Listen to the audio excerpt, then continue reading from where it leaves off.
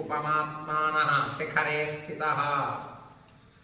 మైనాకుడు అనేటటువంటి పర్వతం చెప్తుంది హనుమంతుడు. దుష్కరం కృతవాన్ కర్మ త్వమిదం వానరోత్తమ నిపత్య మమ శృంగేషు విశ్రమస్వ యథాసుఖం.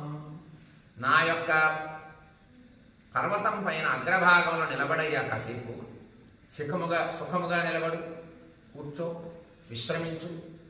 నా పర్వతం పైన అనేక మధురమైన పదార్థాలు ఉన్నాయి, వాటిని స్వీకరించు. నా యొక్క ఆతిథ్యం స్వీకరించవయ్యా. ఎందుకంటావేమో, నీ తండ్రి ద్వారా నేను ఉపకారం పొంది ఉన్నా కనుక నేను దానికి కృతజ్ఞత తీర్చుకోవాలి. నీవు ఈ మధుర పదార్థాలు స్వీకరించి కొంతసేపు ఇక్కడ విశ్రమించి ఇక్కడి నుండి నీవు వెళ్ళిపో అని చెప్పగానే చాలా ఆనందపడ్డాడు హనుమంతుడు. తదిదం గంధవత్ స్వాదు